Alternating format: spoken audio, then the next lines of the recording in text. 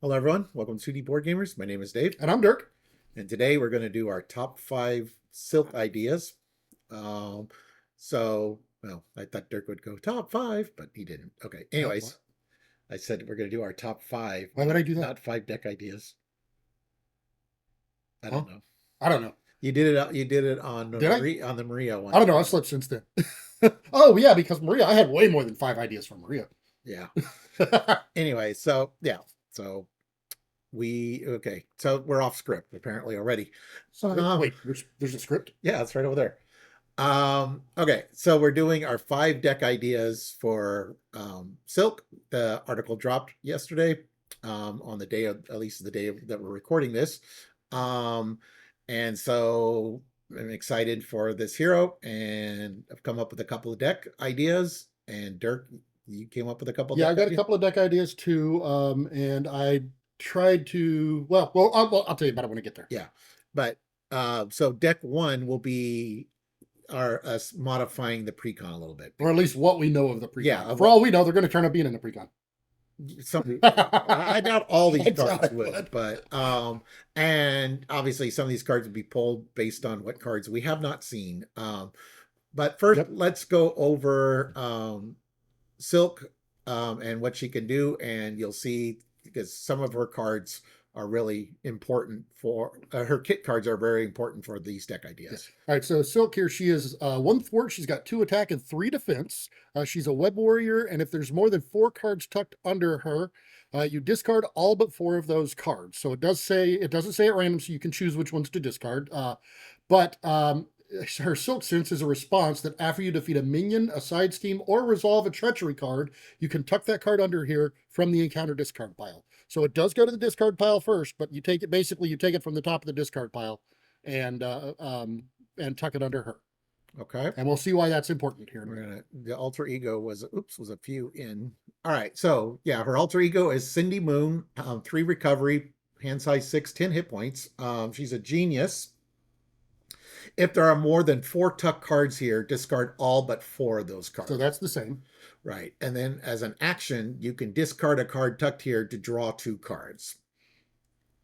Okay, so let's go back to um, she's got a couple upgrades that are going to be relevant for the deck. So So the first one she's got here, it's the Spider Claws. It's a 2-cost upgrade. They are a weapon, so you can use cards that deal with weapons with these. I did not include any of them in my decks. I don't know if Dave did. But when Silk makes a basic attack, you can exhaust the Spider Claws, and this attack gets +1 attack for each card that's tucked under there that comes from the same encounter set as the tucked enemy, and it gains piercing. So you do have to kind of be a little bit mindful of which encounter sets you're tucking under there. But yeah.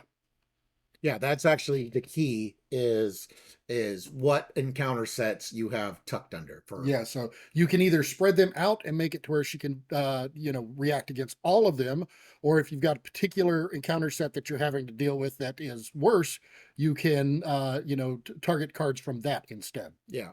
So And like it says encounter sets. I'm assuming that includes modules as well. yes, yes. So So yeah, that's what I was gonna say. So like if you have a villain who has a bunch of minions that are part of his or her encounter set, then you'd want to grab some of the villain cards. If you've got like a minion heavy module added and maybe the villain doesn't have a lot of built-in minions, then you would want to have a lot of the minions captured from like the modular set. Okay. Or again, the other thing you could do with it is if they're just extremely annoying cards, like say Ronin in the Ronin modular set, you Yeah. could tuck him under there because it doesn't specify whether it's a non-elite minion or not. So you can Right. tuck a non-elite minion under there. Right. Or if there's some really Or an elite minion, that's what I meant. yeah, or there's some really annoying side schemes, you could remove them from the game What, as I well. love side schemes. Not the I'm players, always digging for them. not players. Yeah. Oh yeah, this is a great character to stop one way or another. It's just and when I play with Dirk, that's not in this deck idea, but I do have a deck idea now that's going to be an anti one way or another. So I'll just capture all the side schemes. All right. Then the other card that's relevant is Spider Reflexes is a 2-cost upgrade. It's a superpower.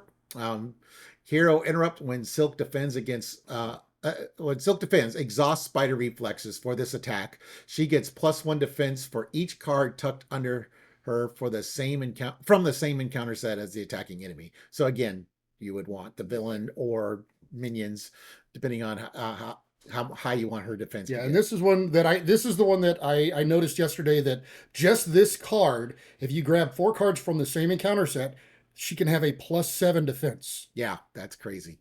After this attack, tuck the top card of the encounter discard pile under Silk.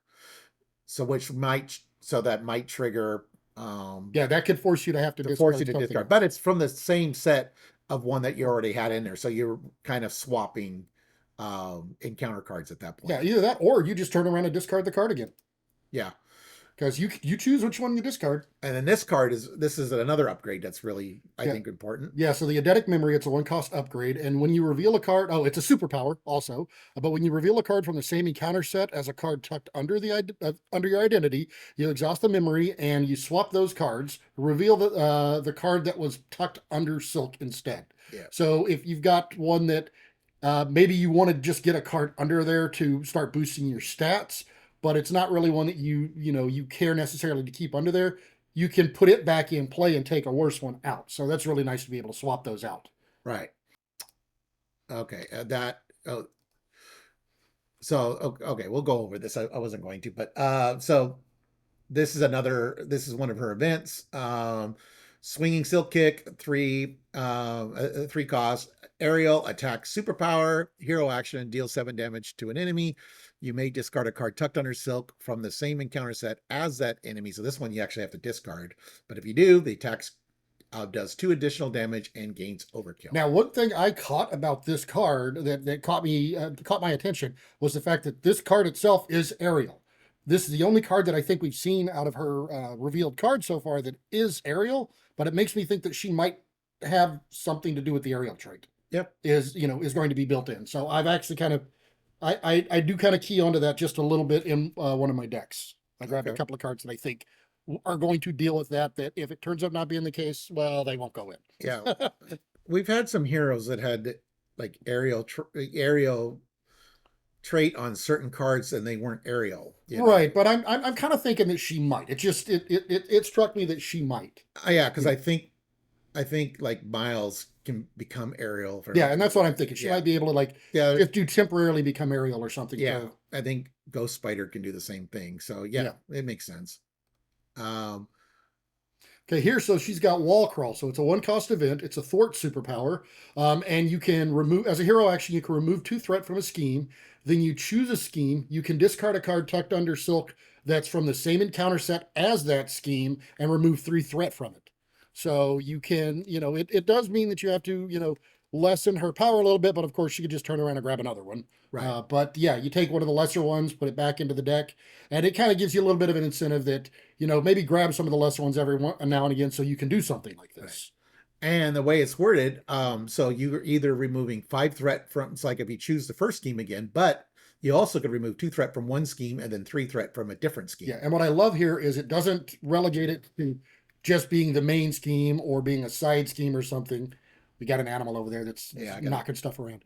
But so it doesn't matter if it's the main scheme, side scheme, what it is. So I like that because a lot of the cards that have let you do stuff like this kind of says, well, you do the scheme, but you can choose a side scheme and you can remove it. But if you don't have any side schemes out there, it doesn't do anything for you. So I do like the fact that this one, it's more versatile there. Okay. And that's her alter ego. So then she's got J. Jonah Jameson as a 3 cost support persona. Alter ego action, exhaust this card, search your deck and discard pile for get the scoop and put it into play. As an action, exhaust this card, remove 2 threat from a side scheme. So you've got some built-in thwart every turn once you get J. Jonah out. Yep. And then, speaking of Get the Scoop is her player side scheme. So, as an alter ego action, you can exhaust your identity, remove 2 threat from here, and any player can trigger the ability. So, anybody can do it. It's very similar to the one that, oh shoot, Jubilee. Jubilee had. Yeah, Jubilee. Also, the other thing I noticed is this one does not go, there is no victory. So, this one goes back into your deck, it doesn't go away. But when defeated, Cindy Moon looks at the top two cards of the encounter deck, and she tucks one of those cards under, or yeah, and she tucks one of those cards under her identity. So Right. So that's pretty cool. All right. So deck one is modifying the precon. She comes in protection. So I thought of some cards that we I get a chuckle every time I see this card. stop hitting yourself. Yes, reminds me of having siblings. Yeah. Stop hitting yourself. Okay. Yeah. So we had an event. We had an ally, and I was thinking that this was a reprint, but it is actually not. Dirk was correct when he commented. So when I said Scarlet Spider, I remembered we had a Scarlet Spider. I just forgot he was basic, but we'll go over that in a minute. He's so basic. Yeah, uh, yeah. So we got it. Another upgrade. Yeah, we've got that Dr. Sinclair Got card. kind I'm of going to be using her in one of my yeah. decks. I think that's like an improvement on the Night Nurse in a way. I don't know if it's necessarily an improvement or Well, you do have to spend a resource yeah, to do it. and it is an alter ego action. Yeah, but anyone can trigger it. Yes. So it's kind of like the X-Men, when we had the X Mansion and that kind of stuff, because it's like anyone in Alter Ego can trigger it. So Yeah, but I mean, she does. Yeah, she's different, but similar but different. So I don't know if I'm going to. I'll have to see if I play these two in tandem, or if I pick one over the other. I think it's going to kind of determine on be determined by how I build the deck and how important not having a status card is going to be to me. right, right. And then we got an upgrade. So this is nice because this one ready for a fight. It's a one cost upgrade preparation card. So this is a good one for Black Widow and Nick Fury. It requires a strength to pay for it though. But when an enemy would scheme, discard ready for a fight, change to hero form. That enemy attacks you instead. So actually for like.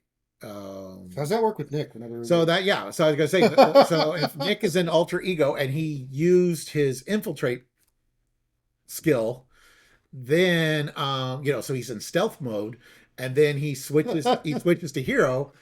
The now instead of the minion scheming, say against you, he would attack me, but since he would attack, it's actually a scheme instead. So he's still scheming, but now he's scheming against me instead of you. Yeah.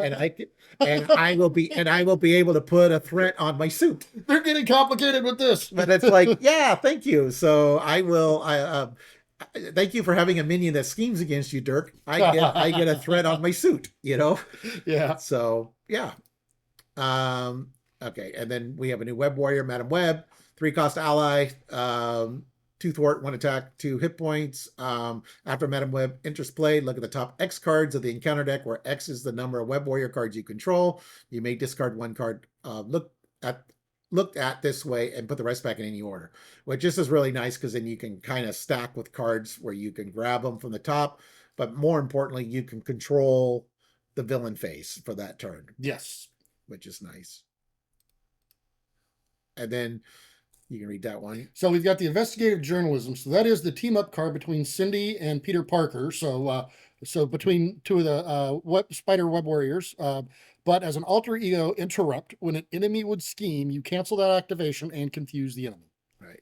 So we do have a basic Peter Parker Spider-Man ally. Yep. So this could work with that.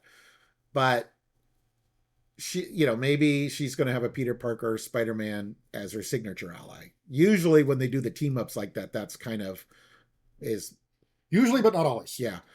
But who knows? But then there's probably in the back of the pack will be a copy to put in the Peter Parker deck as well, I would assume. Okay, we don't care about him. Okay. So I care about him, just not right now. All right. So deck one is, like I said, is modifying the precon a little bit. So I kind of went with a lot of Web Warriors for this idea. So go ahead. You want to read that one? So the first one here, wow, I got a glare. So it is the is that Miles? You can't read it? No, I can't really read it from here. Okay. We might have to reposition because I don't know. Either that or put it up on the screen for me. Okay. Oh, that's going to be a lot of work finding it for each. No, that's not what I was talking about. Put that over there. Oh. Yeah. Oh, I still can't read it. There we go. All right, so it's this Miles Morales Spider-Man. He's a four-cost ally. He's got one thwart to attack. He's got three defense. He is a web warrior, but as a response, after you place Spider-Man from your hand, you stun and confuse an enemy, and if you control at least if you control at least three web warrior carriers, you stun and confuse an enemy. So What's that? controlled, right? Is that what it says? If you control at least Yeah. three. All right. Then we got Spider-Man Noir, 3 cost ally, X thwart, X attack, 3 hit points. He's a web warrior. X is equal to the number of face down cards attached to Spider-Man Noir. Response: after resolve a treachery, if you control another web warrior card, attach that treachery face down here to a maximum of 3. Now, you'll have to kind of work in tandem with Silk's ability, but this is a way to have even more cards pulled out of the encounter deck. Yep. So that'll be relevant for, and then like her power where she can swap one with the one treachery with a different treachery, the same one. Then you can turn around and Spider-Man Noir would grab it. Yeah, you can put the worst ones under him because he doesn't bring him back. Okay, I need to. This is not going to work without me doing this because I need to be able to change the cards. Oh, okay. It's a little too big on the screen here. Dirk, had me swap monitors here. Okay. Um. Okay, so you want to do Spider UK? Do Spider UK too? Okay, so Spider UK has a 3 cost. Uh, yeah. I was trying to read his name because I can't read it there. So he's got one thwart, two attack. He does take 2 consequential when he attacks, but he's got 5 health. He's a web warrior, and then when he defends against an attack, you can deal damage to the attacking enemy equal to the number of web warrior cards you control. So he definitely plays into building a web warrior heavy deck. This is Billy Braddock. Billy Braddock. Okay. Okay. Oh, that makes sense. Then we have an event here, not today, a 1 cost event. It's a defense hero interrupt defense. When your hero defends against an attack, it gets +2 defense for this attack. If you take no damage from this attack, remove 2 threat from a scheme. Now, as Dirk pointed out in that original article and again today, if you did all one modular set, or all from one encounter set, then her defense could be 7. But more than likely, you're probably going to do like split it up. 2 from the villain and maybe 2 from the module. So then she'd be like a 5. So still pretty high because that's even without throwing an armor vest in. So yeah, I have not even I think the out what her max is yet. Perfect defense, I think, will be really good as a perfect defense idea for her. And then this is another. Okay, so this is Never Back Down. It's a 1 cost event. It's one that we actually use quite a bit. But so as a hero interrupt, when you defend against an attack, if you get +2 defense for the attack, and if you take no damage, then you can stun the attacking enemy. Okay. Then we got Desperate Defense. It's a 1 cost of defense event. Hero interrupt defense. When your hero defends against an attack, it gets +2 for this attack, and if you take no damage, you can ready your hero. Yep. And this is very important because you want to attack. You want to use your basic attack for that. For the pluses on that. Yeah, for the claws. What is it? The spider claws. Yep, it's the claws. Or silk claws or whatever. I went the wrong way, I guess. Yeah, spider claws. The claws. That was good enough for me. Okay. Oh, okay. This one I don't actually use this one a whole lot. Get Behind Me. So it's a 1 cost event. It's a hero interrupt. When a treachery card is revealed from the encounter deck, you can cancel its when revealed effect, and the villain attacks you instead. Now, yeah, I don't tend to use this one a whole lot, but it's a really good one actually, especially with her because she's got such a high defense. Right. She's naturally got a 3, which is already higher than most characters, and then she can get a pretty stout one, especially if you're building a defense a perfect defense deck. Right. Which is kind of where this one's leaning a little bit. Looks like leaning a little heavy toward a perfect defense web warriors theme. Yeah. All right. So then we have Leading Blow, 0 cost event. It's a tactic.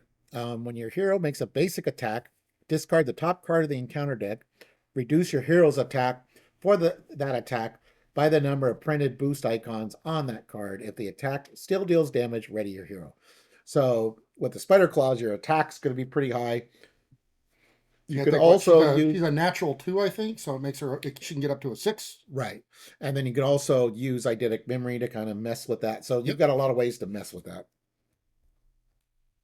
All right, next here we've got Taunt, which is a 1-cost event. So it's a tactic, but as a hero action, the villain attacks you, and then other characters cannot defend against that attack, but you get to draw 3 cards. So again, card advantage. I love how this one fell under me. Card advantage. I love it. So this is a great card. Okay, and then just this is a staple for defense card, protection decks, and for me from now on with Angel's Airy here. 1 cost support. It's a location response after you defend against an attack. Place 1 fatigue counter here, and then you can go to alter ego. Remove each fatigue counter from here. Heal 1 damage from your identity for each fatigue counter removed this way. Okay, so next here we've got Nerves of Steel. It's a 2-cost upgrade. It's a skill, so you can play under any player's control, but there is max 1 per player. But you exhaust this, and you can generate an energy resource for a defense event. So typically, it's only going to help other defense players, other protection players, unless they happen to have defense. I mean, most people, I guess, will have 1 or 2 defense events in their deck. But in their kit, a lot of characters do. So you can't play it on others, but yeah, pretty much it's a way to make your protection cards a little bit cheaper to play.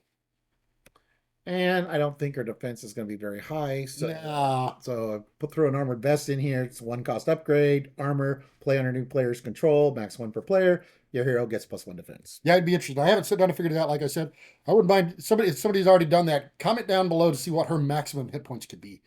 So we've got here Dauntless. It's a 1-cost upgrade. It is a condition. You can play this under any player's control, max 1 per player. But whenever your hero's remaining hit points are equal to or greater than their starting hit points, then you can you gain 1 to retaliate. That's what I meant to say. Yeah. All right. Stumbling over it. Then electrostatic armor, 1 cost upgrade, armored tech, play under any player's control, max 1 per player. Response: after you defend against an attack, deal 1 damage to the attacking character. So, yeah, and you're probably defending with her. So here we've got the energy barrier. So she does actually come with energy barriers in her deck. I think that we saw, didn't we? well, no, there's that one's for allies. I think it's I actually thought I saw energy no, barrier. it's What did we see? Energy shield. Is that what it was? yeah, but you attach it to an ally.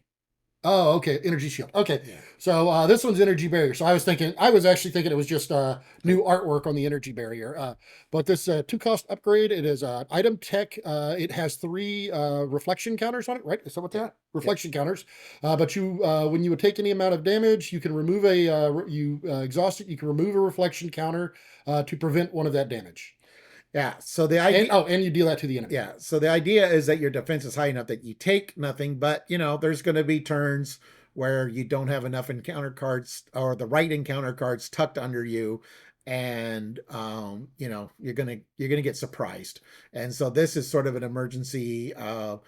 Yeah, when that not one take gets damage. through, then you don't take it and you deal it back. Right. Or So how dare they? yeah, or even if you have a minion that's got 1 hit point and the villain's going to do enough to it's like, oh, Overkill. I'll let the villain hit me for 1, and then I'll turn around and reflect the damage to the minion, so then the minion won't scheme against or attack me. Or if you've got a minion that is going to take overkill damage and one's going to get through, there you can use that. All right. Right? Oh no, you have to defend for that one, don't you? You have to defend. Okay, never mind. Forget what I just said. No. It's when you take any amount of damage. Oh, okay, yeah. So yeah, it does work that way. That's what I thought. But yeah, so yeah. All right, and then here, of course, if you're playing the perfect defense decks, this is a great one for anything like that. I mean, again, it's also great for any character with high defense. So even with the non-perfect defense, this one works really well. But the hard to ignore, it's a 1-cost upgrade, and it's great if you're playing this one. You generally want to you're probably looking to play 3 of these because you can. But after your hero defends against an attack and takes no damage, then you can exhaust hard to ignore and remove 1 threat from the main scheme. So this is a way that you can remove 3 threat every turn if you're defending every turn. So okay. And you got eidetic memory, but you do have to exhaust eidetic memory to get his ability. So if you end up getting more encounter cards on that turn where you can't use eidetic memory, that's where this card can come into play. It's one cost upgrade, Spider Tingle. It's a superpower. When you would reveal an encounter card, deal 1 damage to a Web Warrior character you control. If that card is a treachery, cancel its when revealed effects and discard Spider Tingle. Okay, and then the last one we've got here is Unflappable. So Unflappable is a 1 cost upgrade. It is a condition. This one you can play it under any player's control, but there is max 1 per player. After you defend against an attack, you take no damage, you can exhaust Unflappable to draw a card. So if you do that, and then you do that in conjunction with other cards that will unexhaust you, then that's a great combination. So you draw a card and you're still unexhausted. So Okay. yeah, I love that little combination there. Oh, see, this is done, I guess. What?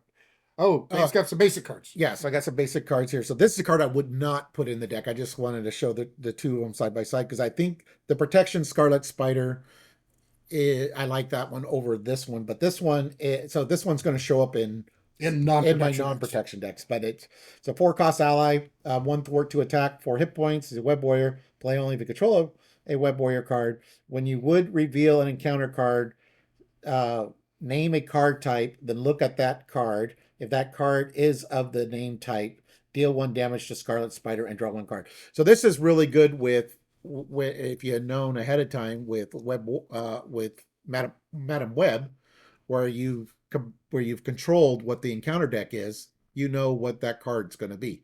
Yep. So that works that would work in conjunction with that, but that's going to be but I think I would still have the protection Scarlet Spider. Oh yeah. All right, so then this is kind of typical Web Warrior stuff that we saw back in the Sinister Motive Wave. Yeah, so this one here is Across the Spider-Verse. It's a 2 cost event. There is max 1 per deck, but exhaust a Web Warrior that you control, and you search your discard pile for a Web Warrior ally and put that ally into play from. Oh, and then choose a player. That player may spend 3 resources to repeat this ability. Right. So this one really works if you've got multiple Web Warriors at play. It works great. Or if, Yeah. but otherwise people have to actually build specifically with Web Warrior allies. Right. But yeah, so it's a great way to be able to get Web Warriors out less expensive. Yeah. Well, And you can get them out in bulk. yeah, when you're doing your Silk Peter Parker team up, that'll be very useful.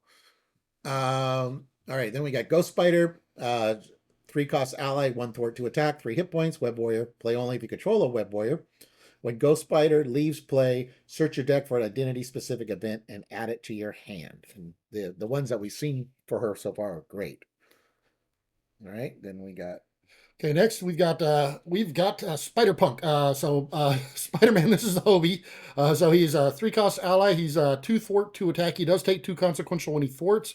He is a Web Warrior that you can only play if you control a Web Warrior card. But as an interrupt, when he comes into play, then you discard the top 3 cards of the encounter deck, and you deal damage to the villain equal to the number of boost icons on the discarded cards. okay. I don't know what you're doing with those. Okay. Then we've got Spider-Man Auto. So this is the perfect Spider-Man, I think, or I can't remember. I forget what he called himself. The ultimate Spider-Man or something.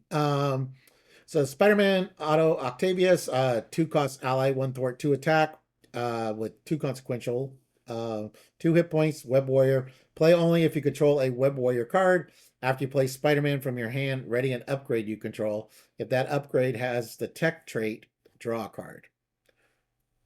So that's really good. Yeah, and we did see that she's got a couple of techs. I don't remember if they upgrade or not, or if they exhaust or not. Yeah, I don't know. Then here we've got, is this the Peter Parker one? Right. So this is the Peter Parker So Spider-Man. this is if yeah, if Peter's not her yeah, signature ally. if he's not the signature, but he's a 3 cost ally. He thwarts for 2. He attacks for 2. He's a Web Warrior, but the requirement is you have to use 1 of each resource to put him into play. The standard way when paying the cost. But as a response, after he attacks or thwarts, you can choose another Web Warrior and ready that character. So he can be a little pricey to get in if you play him the standard way, but there are ways to cheat him in. So it's a great one to play. Again, that's assuming that we are actually assuming that Peter Parker is going to be her signature, but we don't, just in case. Yeah. The fact that we have a basic Peter Parker means that team up card can work. You Yes. know. All right. So Web of Life and Destiny, 3 cost support, location Web Warrior. Ignore the card's resource cost if your identity has a Web Warrior trait. After a Web Warrior ally leaves play, choose a player. That player draws a card. So that is really good with this card in particular, because this requires all 3 resource types. This one here is you get to ignore the resource. Well, you get to play them for ignore the resource cost if your identity has. No, ignore the resource cost of Web Oh, Life and this card. Destiny. Oh, I'm sorry. That's free if you're a web Yeah, warrior. yeah, yeah. No, I was thinking of something else. I guess. Yeah. Never mind. You were thinking that was the way to cheat him in. No, there's other Oh, ways to that's cheat him in. across the Spider Verse or Yeah. something. That's that other card we showed. Okay. Then in the article we saw, I think, like 4 superpowers. Yeah, they've already revealed a few superpowers for her, and Yeah. they haven't revealed much of her deck, but Well, and she's gonna probably have at least 2 copies more likely. I didn't count. I haven't oh yeah, counted the little numbers. But yeah, so we got wall crawl, we got swinging, silk kick.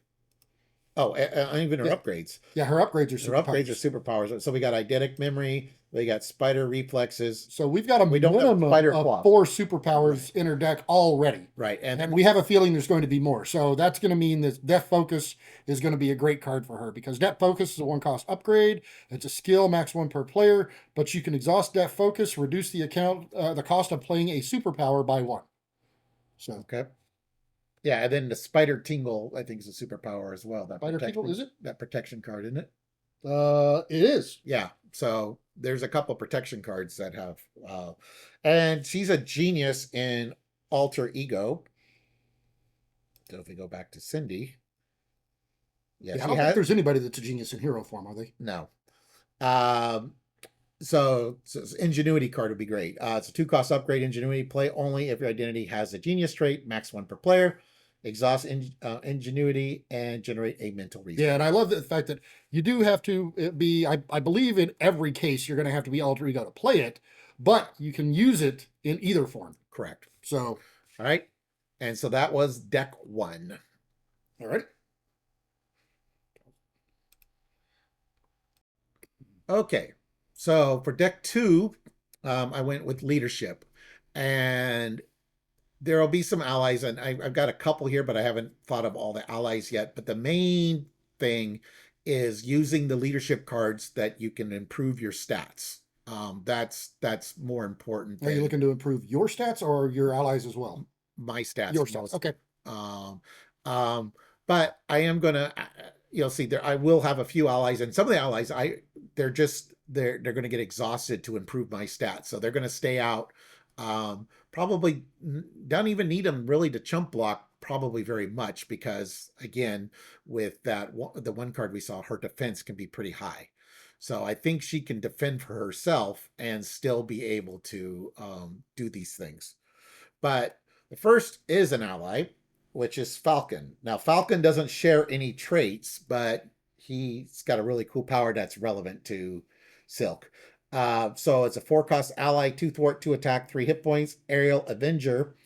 Response. After Falcon enters play, look at the top 3 cards of the encounter deck. For each treachery looked at this way, remove 1 threat from a scheme. Now you will turn around, since you just look at it, you'll turn around and put them back on top. But now you know what card is on top for when you want to use. Yeah, you're going to know what the top 3 You're going to know what the top 3 cards are for like which ones you want to grab and tuck and under. Yeah, now depending on how many players are in the game, that may not get you the ability. Like if it's a 3 or 4 player game, then those are going to come out as boosts on characters, so you're probably not going to see those. Yeah. But I mean, if you've got other ways that they come out during the player turn, then the treacheries come out or something. So it could definitely have an effect there. Yeah, but even in multiplayer, so even if you don't get to synergize with you getting the card, just the fact that we know what know what's coming up, you can pre-plan. Yeah, pre-plan, like okay, Dirk's gonna get 2 boosts, I'm gonna get 1, and Jane is gonna get 3 or something. Or James. James may not be here, but we still got him in spirit. I think he played 1 Marvel Champions. He did play a lot of it. All right. I enjoyed it though, I think. Yeah. All right. So then the other ally that guarantee you're going to have is Kalu. He's a 2 cost ally, 1 thwart, 1 attack, 2 hit points. He's an Avenger Mystic, so again, he's not sharing any traits. But after Kalu enters play, search the top 5 cards of your deck for an event. Add that event to your hand. Now, there's a lot of leadership events in this deck, but also the Silk events are really good. Yeah, I like Kalu a lot. Yeah, so this is sort of an atypical leadership deck because I don't tend to build leadership decks with a lot of the leadership events. So this is kind of unique for me. So some of these cards I think I probably haven't played since I played the precons that they were in. Or back when we had a much more limited card pool on some of the Yeah, older well, ones. this is a newer one. This one Yeah. came with the X-Men, but I'm not even sure which hero this one came with. So it's a what? It's you got this 1 cost event tactic. I think probably Cyclops more likely. Hero response: after you exhaust your hero to make a basic thwart or attack, discard an ally you control. Add that ally's matching power to your hero's power. For this use, ready your hero. As we saw, her attack event is amazing. Oops, wrong way. The Yeah, it'd be nice if they were together, right. huh? So the spider claws. So No, that's not the event. That's an upgrade. You said her attack event. oh yeah, a basic attack. That's what I meant. Basic attack. So this improves her basic attack. This works with the basic attack or basic thwart. All right. We also have lead from the front, 2 cost event, tactic. Choose a player. Each character that player controls gets +1 thwart and +1 attack until the end of the phase. So again, you just going to improve her stats and improve the ally stats too, for that matter. But mainly it's in there for It's hers. mainly in there for her. Yeah. All right. Then we have Mass Attack, 3 cost event. Exhaust 3 allies you control that share a trait with your hero. So this is a Web Warrior deck as well. Even though we don't have any leadership Web Warriors, there's a bunch of basic ones. Every time I see this card, I think of the House TV show, the theme song to that. If anybody knows why, put it in the comments. Okay. Exhaust 3 allies you control that share a trait with your hero. Deal X damage to an enemy, where X is the total attack of those allies and your hero. So, her bait with the spider claws, her attacks can be pretty high, and then you add up the attacks of the allies, which is great. We got morale boost, which is a 1 cost event. Choose a hero until the end of that round. That hero gets +1 thwart, +1 attack, and +1 defense. It's the end of the round too. It's not the end of the phase. Right. Moxie. So Moxie is like when you're coming back from Alter Ego. After you change forms, your hero gets +1 thwart, +1 attack, and +1 defense until the end of the round. Now I do wonder with Silk, with having that big massive defense that she can have. I wonder how much she's going to be going down. I don't think she's going to be going down to heal a lot, honestly. No, So I think it's going to be she'll be going down for other reasons. Yeah, because you can exhaust. Well, you can get rid of a card that's tucked and Yep. draw 2 cards. All right, then we got push ahead. It's a 3 cost event. You got to pay a mental to pay for it. Hero action But you're thwart. a genius, so you've probably got that ingenuity. Yep. Exhaust your hero. Remove threat from a scheme equal to the total of your hero's thwart, attack, and defense. Now you're only going to get 6 for this because your stats aren't improved unless you did that after you played Moxie or Morale Boost. Because then your stats are higher. So you can get above the 6. If you played Morale Boost or Moxie that turn. Otherwise, it's not quite. It's just in there for the turns you need it. I might only put 1 copy in. I don't know. Well, actually, wait a minute. Does that work with the upgrades? Does that boost her stats? No, Or is it only if you're using them to do something? it's only when you do the basic.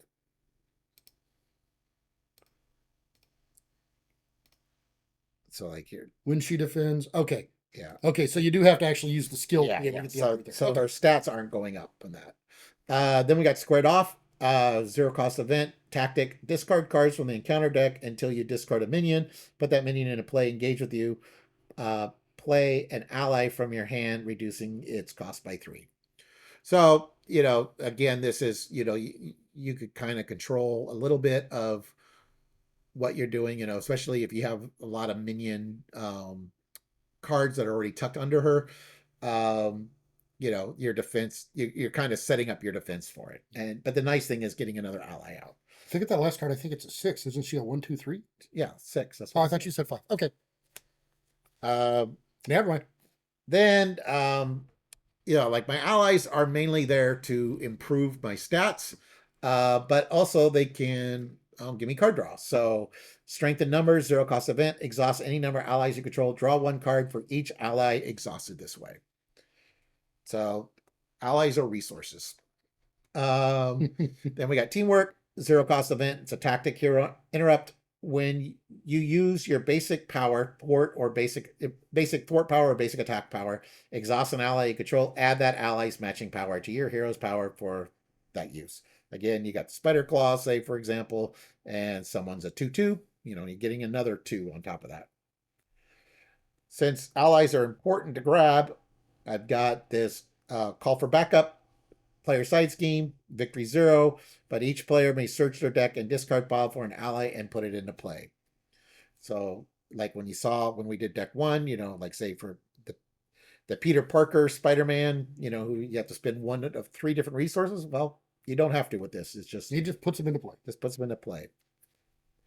Uh, Leadership training, 1 cost support, max 2 per deck, uses 2 training counters, exhaust this card and remove 1 training counter from it. Choose a leadership blue event in your discard pile and shuffle it into your deck. So this is a reason I would go into alter ego, was to grab a critical event back. Then we have R&D facility, 3 cost support, location shield, requires 2 mental. Exhaust R&D facility and remove 1 research counter from it. Choose a friendly character and play. That character gets +1 thwart and +1 attack until the end of the phase. I got this just in case I do use the basic abilities every once in a while of the allies. So team training, 2 cost support, play on any player's control, max 1 per player. Each ally you control gets +1 hit point. Now again, this card is banned from Dirk's decks. Yeah, well, because I play leadership. I probably got Maria in the deck, and I don't want her to have the extra hit points. Then you got She's hard to get rid of. The Triskelion. It's a 1 cost support, location shield, increase your ally limit by 1. And then I was trying to get rid of it. You'd think I'd hate that card, but I actually love that card. Now you have to pay full price because I'm not a soldier, but this is just like, this is almost a requirement in leadership decks these days. It's a 2 cost upgrade, mission leader. Reduce the cost to play mission leader by 1 if your identity has a soldier trait. Unfortunately, you don't. But after a side scheme is defeated, exhaust mission leader. Each player draws a card. Okay. So, again, this would be Web Warrior. So I'm going to a lot of these cards are the same. There's a couple. So we would have so you can see deck 1. You can go back if you want some more details on that, but Web of Life and Destiny would be in here. Across the Spider-Verse would be in here. Ghost Spider. You got a cat trying to climb up. Is he trying to climb the tripod? No, she's trying to climb up right beside it, and she's bumping it, I think. Or the dog bumped it, one or the other. I'm not sure. Okay. One of the animals bumped the tripod. Okay. Now here, this is one that wasn't in deck 1 because deck 1 was protection, and we had the protection Miles Morales. So this is Spider-Man Miles Morales. So he costs 3, 1 thwart, 2 attack, 3 hit points. Champion response. After you play Spider-Man from your hand, choose thwart or attack. Spider-Man gets +2 to the chosen power till the end of the phase. Then I get Spider-Man Peter Parker, same condition that we talked about for deck 1. Spider-Man Auto. And then since we're not playing protection, I would probably throw in this version of Scarlet Spider, which we described in deck 1.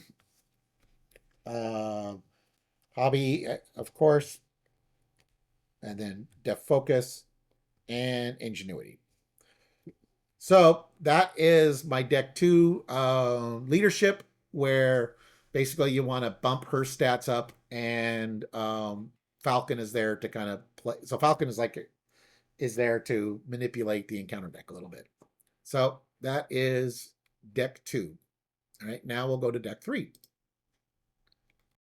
All right, so here for my deck idea, I was actually going to do a Justice deck. Now, I'm not leaning as heavily into the Web Warriors as Dave did with his, but however, it is a Web Warrior deck, so I do have some Web Warrior cards that I was going to use. One of the first ones that I've got here is Ghost Spider. Now, Ghost Spider, Dave already mentioned because it comes with her, but because she allows you to search your deck for an identity specific event and add it to your hand whenever she leaves play. So that's kind of why she's in there, because the decks that I built, both of them are kind of a little bit leaned into the control aspect, but you're controlling a little bit of your deck and a little bit of the encounter deck as well. Okay. The next one that I've got here, of course, going along still the Web Warrior theme. We've got the uh, Spider-Man India. Pavatar. Yeah, the Spider-Man, the Indian Spider-Man. I'm not great with how to pronounce his name here, but he's a 3-cost ally, 1 thwart, 1 attack. But the great thing about him is whenever he enters play, you can remove a threat from each Web Warrior card that you control, including him. So, of course, I mean, that means there's a minimum whenever he comes in, but there's a good chance. I do have a few Web Warriors in here, so you might get more than that out of him when he comes in.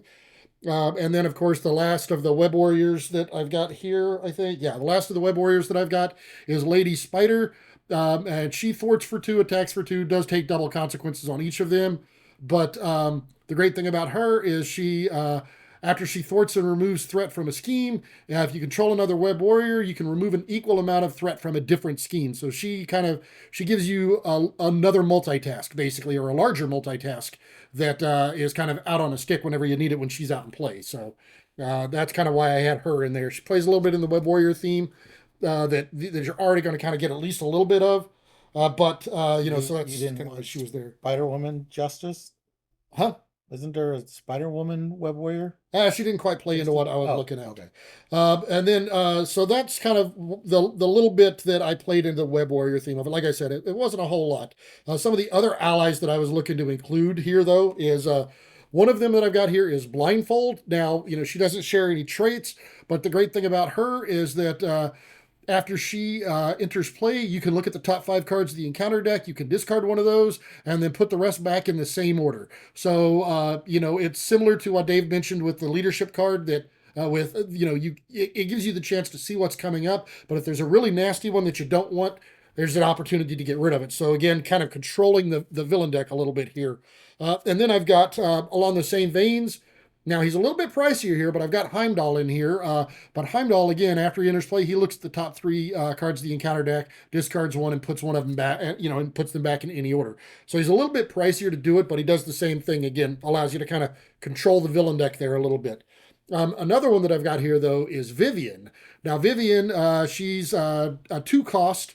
So she's a little bit cheaper, but what she allows you to do is after she enters play, you can choose an attachment.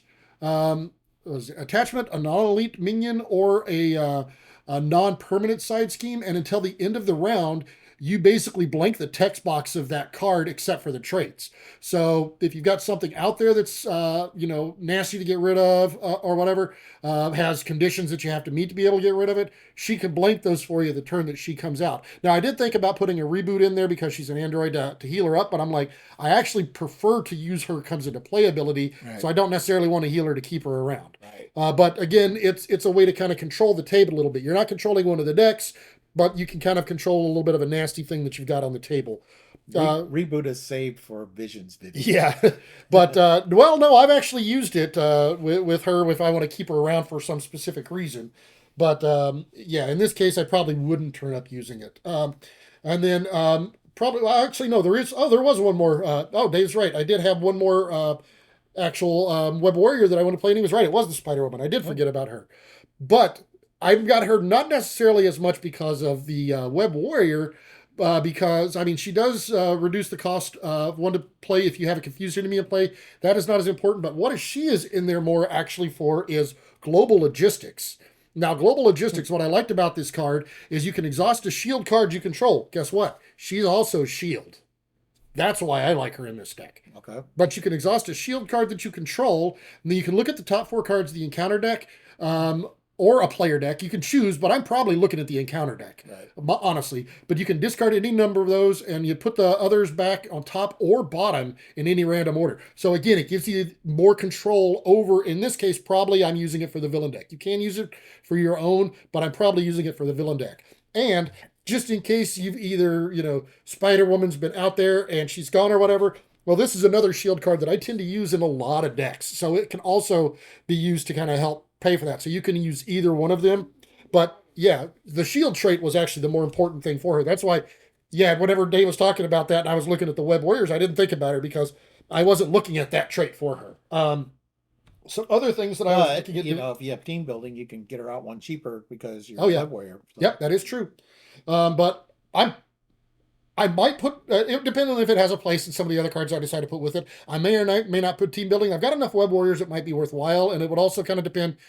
We haven't seen any of her cards with the web warrior trait, so if she came with any, that would definitely push me toward it. At this point, I'm not 100% sure, but it would definitely help if you had You're it. talking about the non-protection cards in her deck. Yes, Basically. yeah, her kit If card. she has any bait. Well, actually, Madam Web is a web warrior.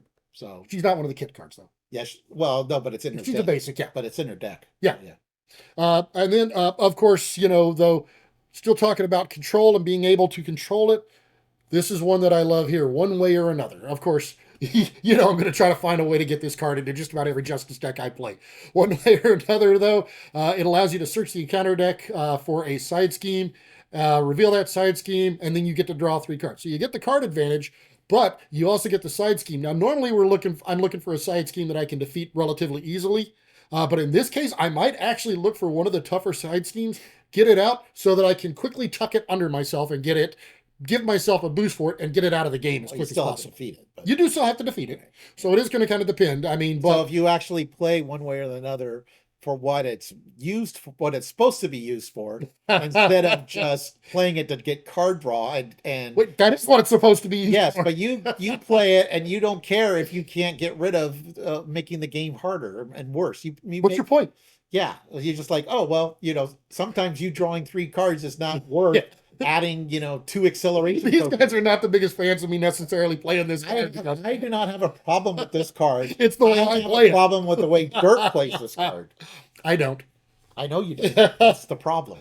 Another card, though, that I thought would be great going along the control aspect here is we got Face the Past. So this one, there is max 1 per deck. I kind of wish you could put a couple in there, but you can search the encounter deck, discard pile, and your set aside area for your Nemesis minion and reveal it. Now, we don't know yet who her Nemesis is going to be.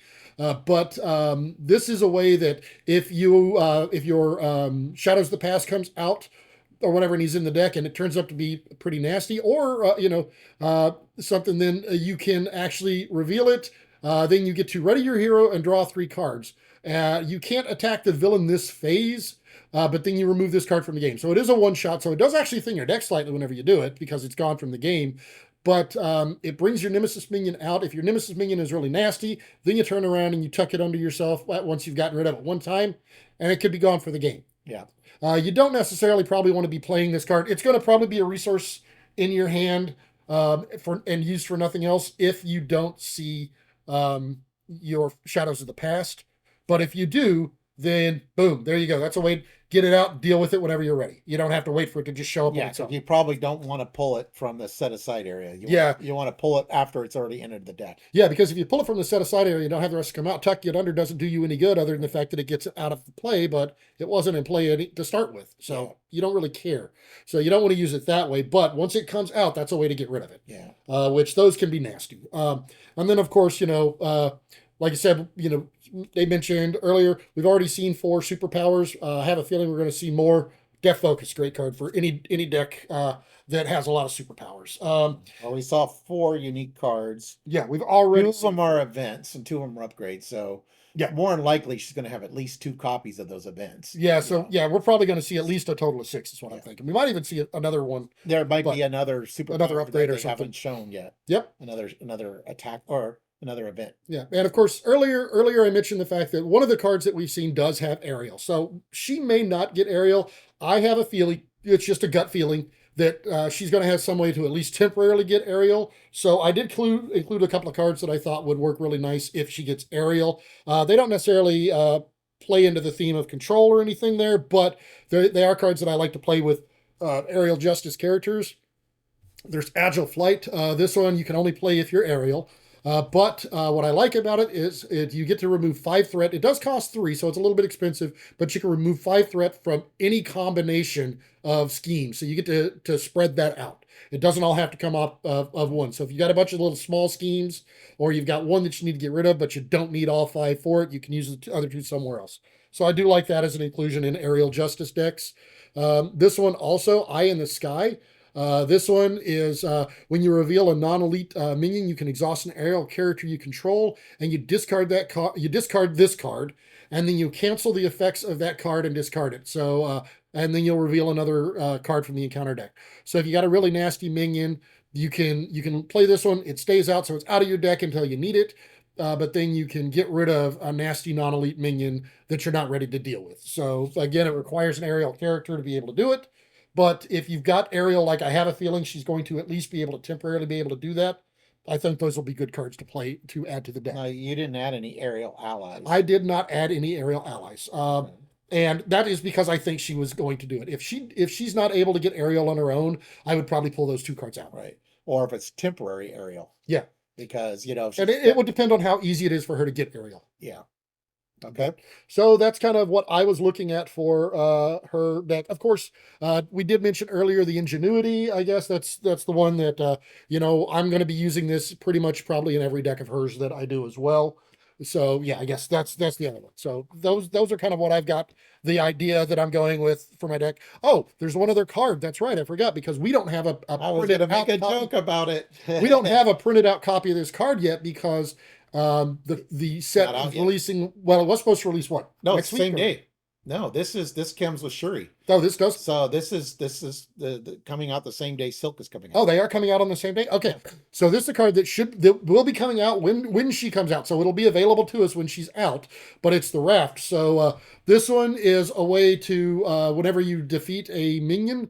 After a minion leaves play, so you don't actually have to defeat it. When a minion leaves play in any manner, you can tuck it under here and gets it out of the play as well. So this is another great way to between let's see, who was it? Oh no, this is yeah, between the her ability and some of the other cards, and also this was another one I forgot. Gambit.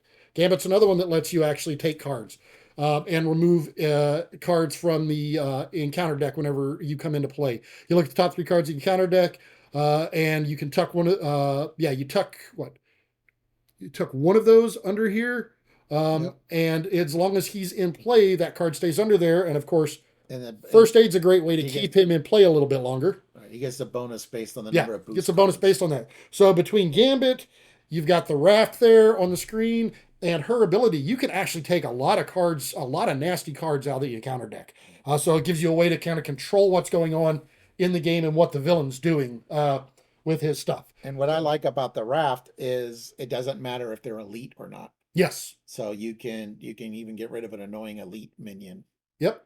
So So yeah, that was kind of the idea of this deck, and the other deck that I have kind of plays off of that a little bit as well, is trying to control what the villain is doing with their encounter deck, well, and a little bit of control of what you're doing with your own deck. we'll get to that. Yep. All right. The next is deck 4.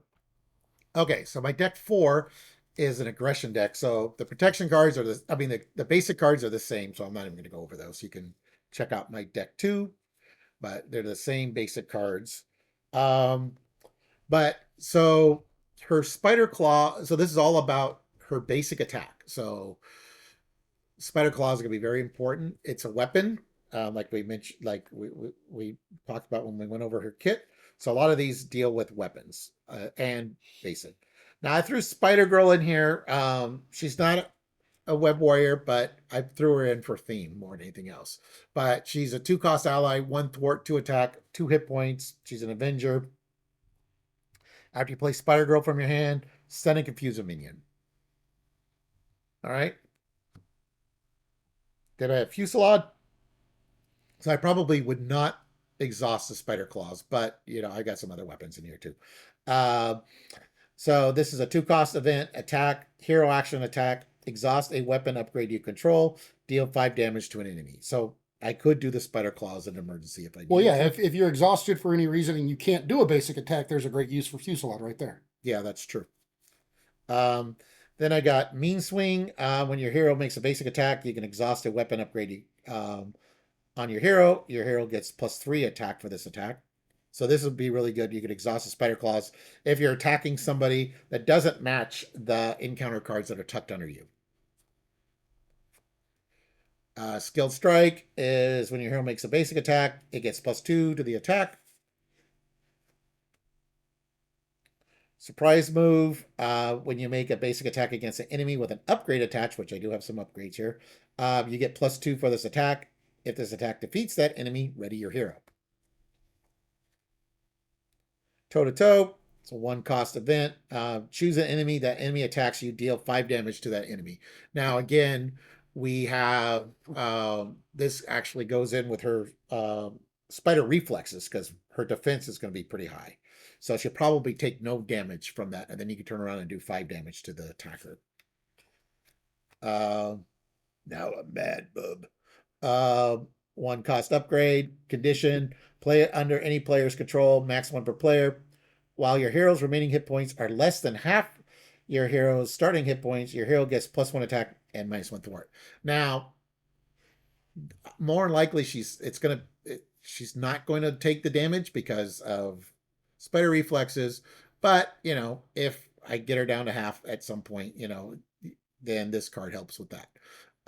So this card may or may not make it, but it's in there for now. But the good thing about it is upgrade, so it goes out and it stays out, so you don't have to Right, worry about doing timing on that as right. much. Then I got Battle Fury here. It's 1 cost upgrade. Play under any player's control. After your hero attacks and defeats a minion, deal 1 damage to your hero and discard a Battle Fury. So this is a way to take the damage is by Battle Furying myself until I'm mad, I guess. Uh, then we got Blood Rage. It's a 1 cost upgrade, max 1 per player. After you defeat an enemy with a basic attack, exhaust Blood Rage and take a damage. Draw a card. Again, So this. you are planning on taking So I damage, guess it I sounds am. like. Yeah. You're going to damage yourself. So Quit hitting yourself. yeah. Uh, so Brute Force. This is a 1 cost upgrade. Your hero gets +1 attack. Your basic attacks gain piercing. So you discard toughs, of course. So, but here though, the great thing is because you'll get the piercing even if you're not using your claws. Yes. Yes, because it's for the basic. But after you make a basic attack, discard Brute Force. So unfortunately, it's not going to stay out. A lot of people, they do the Brute Force to get their attack and then utilize the attack without actually doing a basic attack. These Brute Force would not stay out, but it's getting more attacks in. So combat training, of course, to improve my attack by 1. Fluid Motion, it's a 1 cost upgrade. After you play an attack event, exhaust this card. Your hero gets +1 attack until the end of the phase. So again, we get those readies. Then a couple upgrades to throw on enemies. So here's Gatekeeper, 0 cost upgrade, attached to a minion. Attached minion gets +2 hit points and gains patrol. But when the attached minion is defeated, you can remove 4 threat from the main scheme. There's another weapon that I could attach, which this is the one that probably get exhausted over the claws, unless I'm attacking a unique person. 3 cost upgrade, restricted. When your hero makes a basic attack against a unique enemy, exhaust Godslayer. Your hero gets +2 attack for that Are her attack. claws restricted? I don't think they are. They are. They are? I think. No, they're not. They're not, yeah. Okay, they're not restricted, but they are a weapon. Then I got a hand cannon. 2 cost upgrade, hand cannon, restricted. When your hero makes a basic attack, exhaust hand cannon and remove 1 charge counter from it. Your hero gets +2 attack for that attack. That attack gains overkill. Yarbjorn, it's another. So basically, I got weapons, that want to have at least a couple weapons out.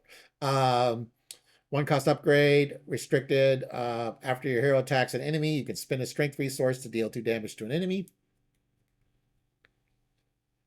I would have probably throw Sightholster. I forgot to grab it, but that would be another card I would put in here. So it's going to pop up right there. So we got marked, 0 cost upgrade attached to a minion, max 1 per minion. Attacks against attached minion gain overkill. Martial prowess. Now, I don't have a lot of attacks that cost money, but I do have some. And then her, I think her kit comes with one, right? That we saw. Yeah, Yes, it costs. swing. So it helps with swinging silk kick as well. So martial prowess, 2 cost upgrade. Play under any player's control, maximum per player. Exhaust martial prowess, generate a strength resource for an attack event. But with depth focus in that card, then the swinging silk kick only cost 1. Yes. And then we have suppressing fire, 0 cost upgrade, attached to a minion, max 1 per minion. When you attack and defeat, attached minion, heal 2 damage from hero. So I just thought about it. So if she does have a way to get aerial, like I'm thinking, then you could actually play this card for free if you have 2 depth focus, or have a a depth focus, a team building, and the martial prowess. Yeah, if she has a way if to she get can everything. gain the aerial trait, that's true. Now this is rare for me. I did not put home technique in this deck Maybe because because she's a genius. she is a So you genius, get a mental. but I don't have a lot of. I'm not planning on a lot of attack. Oh yeah, you don't have a lot of real spindy attack. Yeah, they all cost Okay, 0 for the most part. I think I do have. So I do actually like the concept that here, the costs fact that 2. it's going away from the home technique, which a lot of decks have kind of gone towards since that card came out. Yeah. But she naturally has the ability to play that a little bit easier because she has the genius ability. She can play the ingenuity and get the she can get the wild or the mental resource. So I do like the fact that this one isn't leading into that. It's going with less expensive stuff. Right. So the Fusillade is the most expensive attack event that I have, and so yeah, Oh yeah, home technique wouldn't be worth it in this. Yeah, I would make it a 7 instead of 5. But yeah, so that is my deck for. I forgot to grab Holly Heroes, but yeah, Holly Heroes will probably be in here as well. Um, okay, but anyways, so that is deck 4 aggression. Okay, and so for my last deck idea, basically I kind of started out, I'm using a lot of the same basic cards that I had used previously. In fact, the only other one. What aspect is this one? Well, I'll get to that in a second. Oh, okay. The only other one that I get that I actually would put in the first one, but I forgot it to mention it, but was Moon Girl here. Moon Girl is because whenever you play her, then you can draw a card for each mental resource used to play her.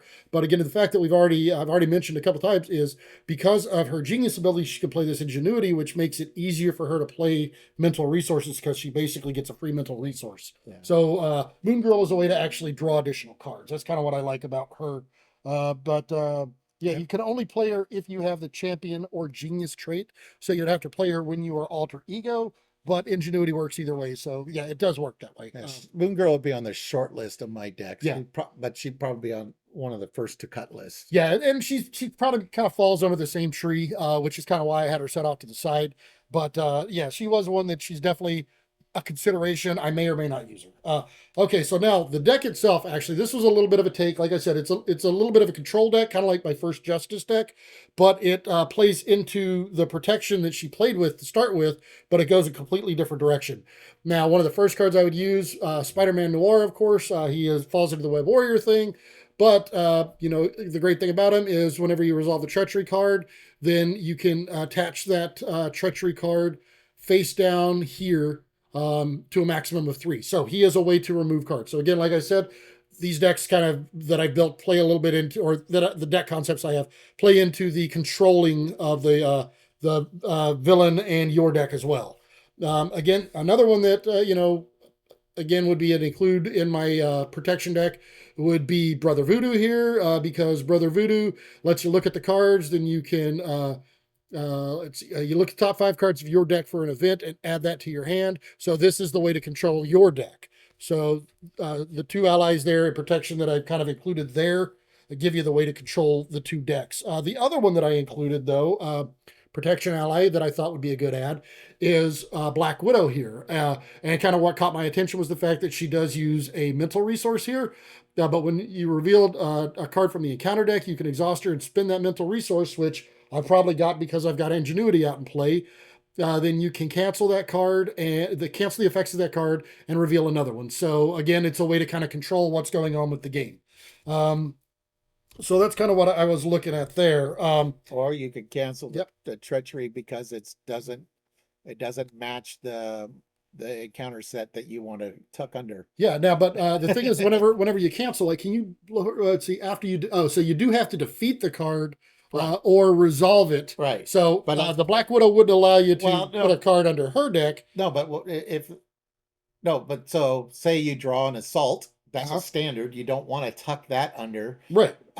So you use Black Widow Yeah, you to can replace cancel it it, and get to another and one. then you get a Yeah. minion or something, and then then it's like, oh, okay, now you defeat the minion and you tuck the minion under, and you ignored the assault because Yep. the standard set's not going to do you any good. Right. So kind of playing along the idea, the same thing with Black Widow there is you've got the Spider Tingle, which is another way to do the same thing. So when you reveal an encounter card, you can deal 1 damage to a Web Warrior character you control. It's probably going to be yourself. I mean, I do have a couple, but not a lot of Web Warriors in here. But then, so if that card is a treachery, you can cancel its when revealed and discard Spider Tingle. So this one, it cancels the when revealed effects of the card, but it does not actually cancel the card. So then it actually could resolve and you could use her ability. So it kind of plays into that one a little bit there. Then I have here something similar is mentioning the Web Warrior piece of it here. You can deal the damage to a Web Warrior you control. So again, you're dealing the damage to yourself, but then you can place a total of 2 stun counters on up to 2 enemies. So if you got some enemies out there, you can stun them and deal with them in the next turn or something. But it allows you can stun the villain, different things there. The one thing I like about this is that It's a two, superpower also. well, yeah, so depth focus, but it's 2 stun status cards on up to 2 enemies. So Yep. if the villain is steady, you could put both of them on him. So you could actually stun a steady enemy. That's right. So I like that option. That is cool Yeah. because it doesn't say 2 different. It just says Up to 2. up to 2. Yeah. And then up to 2, 2 status cards on up to 2 enemies. So yeah, it does kind of it it it it's planned with it's got that in mind whenever it does it. Yeah. So another card here that I thought would be a real good addition here is Second Wind. Again, because of the mental resource from the Ingenuity, then it's a little easier to play, but you can heal 4 damage from an identity, 5 if you played a mental resource. And it doesn't say from your identity. So you can actually use this to heal another character if you need to in a multiplayer game if you're able to block everything. Because you're playing protection, you probably are going to put some cards in there to beef up your defense. So there's a good chance that you're not healing yourself and you're healing somebody else. But it does say an identity, so you can't do it to an ally. But a couple of other cards, the last couple of cards, or no, not even the last couple of cards. Actually, here, yeah, we've got the defense card that Dave mentioned earlier, Angel Airy. You're probably doing a lot of blocking, utilizing that high defense of hers, so then you can heal up if you need to. I also included Jocasta here, who I actually did turn up actually liking a couple of androids in her decks because we had I had Vivian as well, but here, so you could play an event attached to Jocasta if as if it were in your hand. But what she does is whenever she enters play, you could choose a defense event in your discard pile and attach it to her face down. So it gives you an ability to bring back an event that you've already played from your discard pile, put it underneath her, and as long as she's out there, then you can actually, basically remove that card and play it. So it gives you an additional bit of control there. Like I said, control is kind of the whole idea of these. A couple of the last cards I've got here though is so I've got Come At Me Bub. Come at me, bub. Yeah, Come At Me Bub. So this is a zero cost event, so I do like the fact that it's cheap, but you discard cards from your counter deck until you discard a minion. You put it into play, then you can turn around and heal, and it engages with you. But you heal 3 damage to your identity, and you give your identity a status card. So you get a minion that you can turn around, defeat that minion, and then tuck it under yourself. But then it gives you some healing and a status card as well. So you've got a little bit of control with a little bit of extra there. And then the last card that I've got here that I pulled out was Return the Favor. Return the Favor is another one. You can discard cards at the top of the encounter deck until you discard a Treachery. You reveal that Treachery and deal 5 damage to the villain. So, you may not normally want to do this in a lot of decks because you've got these Treacheries you're bringing out. But then again, with some of the cards you've already got out, you can take that Treachery, you tuck it under, and it's out of the game. So you can bring a nasty one, or if you don't have a nasty one you want to do, or you just want to, deal the 5 damage to the villain, you pick a little weaker one. You kind of decide how the game's going and where you're at that point, which one you want to do. But yeah, zero cost event for you to do that. Well, you don't get to choose what treachery. You just discard cards that you get Right. treachery. Until you, well, yeah. So yeah, I guess that's right. But if you decide, you can kind of decide when you decide you want to play it. If you're once you set up, you can deal with the nastier one. But yeah, if it's not nasty, then you just let it resolve and you get to 5 damage. So yeah, that was kind of the ideas that I had with the two decks. Like I said, a lot of it's all about controlling what happens during the game with control of the villain deck and a little bit of additional control of your own. That's kind of where I was going with it, and what I think she's actually going to be really good at. So I'm kind of excited to see the rest of her kit, see how it plays out, and see if they play into that a little bit more, or if or kind of what she's looking at with her kit. Okay. So Yep. So she is coming out in April, mid April, the same date as Black Panther Shuri. So these are the first two heroes outside the Agents of Shield box in the Agents of Shield wave. Um, so these were the first two silhouettes that they showed in that original article back in September. Um, and so we got two more heroes that they haven't revealed who they are yet. And they should be out in June, I would think. So, but you when these two heroes come out of Shuri and Silk, um, then we're definitely gonna we like to play with the precons, a game where I'll play one game with Shuri, he'll play one game with Silk, and then we'll and switch. then we'll flip them around. Yeah. Yeah. And then Then we'll start playing with them. we'll start playing, and some of these deck ideas will probably be used. But that won't be until April. But in the meantime, this is something for us to be thinking about, and so I'm definitely looking forward to Silk, Shuri, oh, and Maria Nick too, for that matter. This is a really great wave so far that we've seen. Yeah, I'm looking forward to it. I want to ride this wave. I'm looking forward to the villains that they showed, and we now, I only know one thing. yeah, but which unfortunately I was watching just a little too long, so yeah, that well, was my fault. the hero reveal article, yeah. So, well, it's a modular encounter set, which he Yeah, doesn't normally I normally. don't mind the modular encounter sets, but this one gave away a little bit more information than I would have liked to have But known. I like the fact that they're tied into Yeah. to the concept of that villain group. Oh no, I do too. I mean, I And like it.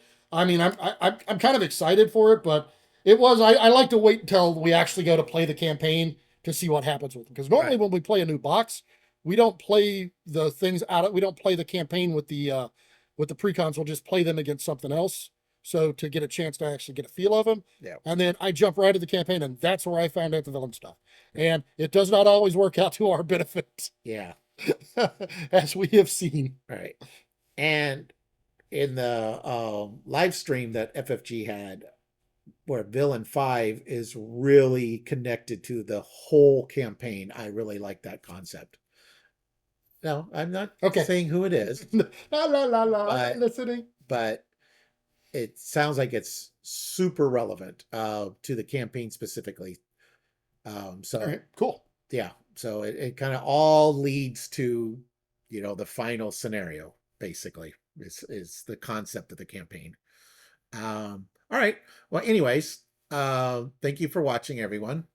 Please like and And subscribe. while you're at it, why don't you remember to hit that notification bell if you want to see new videos of ours as they come up. All right. Catch you later, guys.